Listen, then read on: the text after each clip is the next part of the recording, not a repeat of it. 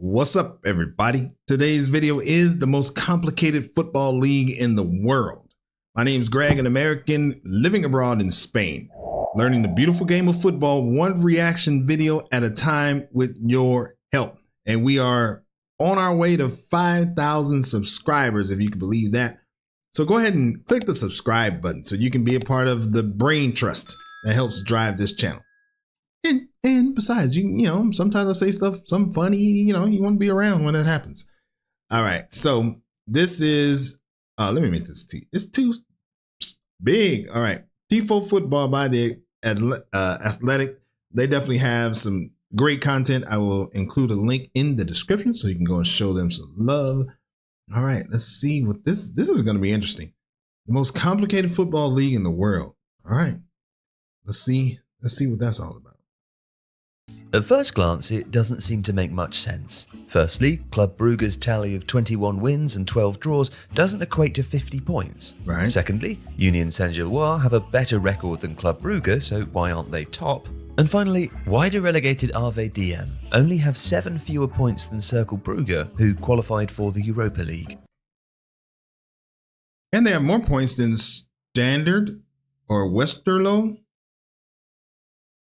or even Old Haverly Leuven? That is an interesting question. Welcome to the Belgian Pro League. It's broken, but they might just be about to fix it. Okay. Belgium's issues began in the summer of 2009, when its league football faced a crossroads. In the 1970s and 80s, Belgian teams had done relatively well in European competitions, but in the late 90s and 2000s, performances had started to decline, and the country slipped to 14th in UEFA's coefficient rankings, a ranking system used.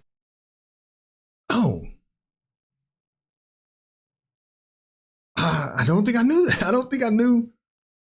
I know some people out there when I say this are going to be like, what the hell's wrong with you? But I don't think I knew that the countries, I don't know what I thought, but I didn't know the countries that UEFA ranked countries and that the countries were the leagues or something. I don't know. Decline, and the country slipped to 14th in UEFA's coefficient rankings, a ranking system used to determine Europe's best football leagues. The country's big teams decided that the reason for this was that they were playing too many low-quality games.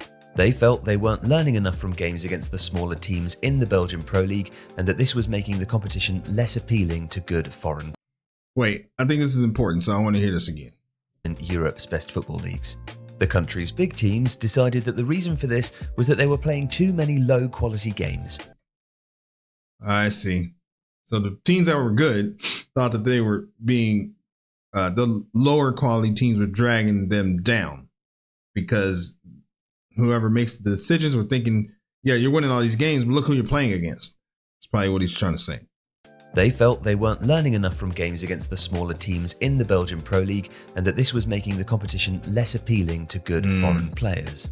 So to counteract this, they came up with a system that would in theory see the biggest teams play each other more often, the playoff format. And the result of this is one of the strangest league systems in the world. Now, the league has had various different setups since 2009, but we'll do our best to explain the current one. And you'll have to bear with us because it is complicated. Now, the Belgian Pro League starts with a regular season where the 16 teams play each other home and away. This bit is relatively ordinary, except that if 2 teams finish on the same number of points, then the team who finishes higher in the league is decided by the number of wins before going down to goal difference. This is why Cercle Brugge finished above Genk in the 23-24 season despite having a lower goal difference, and why Genk finished above Ghent. Then the league splits into 3 playoffs. The top 6 teams enter the Championship group, the middle 6 enter the Conference League playoff group, and the bottom 4 enter the relegation round. The Championship group play each other home and away once more for the chance to win the title, but not before having their points tally cut in half. So, for example, Union Saint-Gilloise went from 70 to 35 points. Now, if a team has an odd number of points, their total is rounded up. So Cercle Brugge and Genk began the playoffs on 24 points. They do this because in theory it inserts more excitement into the competition. If Anderlecht were 20 points ahead before this stage, for example, they're only 10 ahead now. Who comes up with this? I mean, I know this is somebody's job to do this, but man, a lot going on here. Competition. If Anderlecht were 20 points ahead before this stage, for example, they're only 10 ahead now. But the same division occurs in the Conference League playoff, but it doesn't in the relegation round. It's not completely evident why, perhaps because it feels a bit more unfair, but it does explain why Schalke ended up with a points tally that seems like it should have been enough to get them into the Europa League. And from here on out, you'd think it would be relatively straightforward, but it isn't. For example, take a look at this table going into the final day of last season's championship playoff. It looks as though Club Brugge have wrapped up the league because they've got a 3-point lead over Union Saint-Gilloise and Anderlecht. And they have more wins and a better goal difference than both. But the league isn't done yet. And that's because the first differentiator between teams at this stage is whether or not their points tally from the regular season was rounded up after it was cut in half. First differentiator between teams is whether or not their points tally from the regular season was rounded up after it was cut in half. Oh.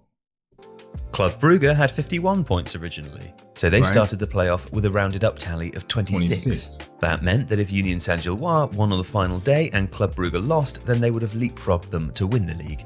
Anderlecht had also had their tally rounded up, but they still stood a chance of winning too, despite their inferior goal difference. That is because the second decider at the playoff stage is a team's final position in the regular season.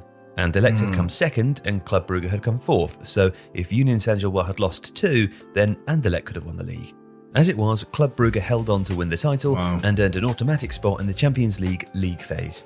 Union Saint-Gilloise got into the Champions League qualifiers by finishing second, while Anderlecht and Cercle Brugge progressed to the Europa League qualifiers. Fifth-placed Genk then faced off against Ghent, who'd won the Conference League playoff group in a one-off match to decide who qualified for the Europa Conference League. While Antwerp, who'd finished third in the regular season, did not get a shot at European football at all. So it's safe to say that the format has been That's crazy. So you finished third in the regular season and people that were below you? That's weird. Did not get a shot at European football at all. So it's safe to say that the format has been controversial. Many feel that the playoffs are unfair.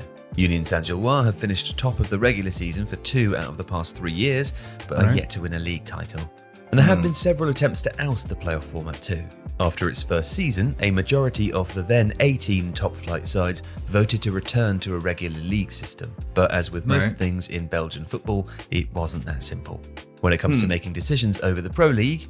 Wonder why not? Is it money? Like, why is it not that simple? Just to do something that sounds like it's the best thing for the league. I know I'm simplifying. It's probably not as black and white as money or no money, but just curious. Wonder why. In Belgian football, it wasn't that simple. When it comes to making decisions over the Pro League, the G5, who were the top 5 clubs based on performances over the past 5 seasons, have double the voting rights at council meetings.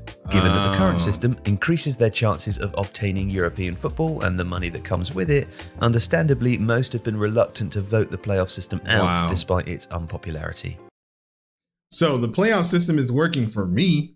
It's not good for the league, but it's working for me. So we'll just keep it. Got it. Understandably, most have been reluctant to vote the playoff system out despite its unpopularity. But now things are set to change. A vote taken in February 2025 has confirmed that the Belgian Pro League will be switching to an 18-team round-robin league without playoffs from the 26-27 season. A new TV deal with DAZN has helped this, although the proposed changes only passed narrow. There you go, money. Now DAZN is in. TV deal equals money. Now they get a little more freedom to change things. A new TV deal with DAZN has helped this, although the proposed changes only passed narrowly at the Pro League General Assembly, securing 34 votes, just above the required minimum of 33 out of 49. The system is far from perfect, but there is a hope that this will finally see one of the most bizarre league systems in Europe resolve itself. However, with so many tweaks over the past decade, don't rule out a whole new proposal in a few years' time. If you like this video, please... That's funny, but I definitely want to keep an eye on that, see how that turns out. So that was a good little video. The most complicated football league in the world. I'd have to say so. If you know of one that's more complicated than that, let me know. But man, that definitely seems complicated. I had to stop it a few times so I can kind of understand this exactly what was going on. All right, let's take a look here. Let's take a look and see what the people got to say. Okay. This is like those board games where the manual is too long to read and you decide to, let's just play it.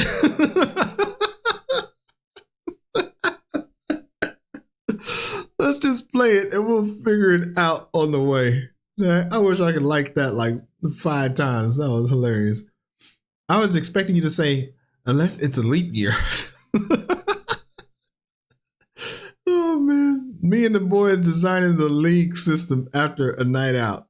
That is true. I can kind of keep going. These are so hilarious.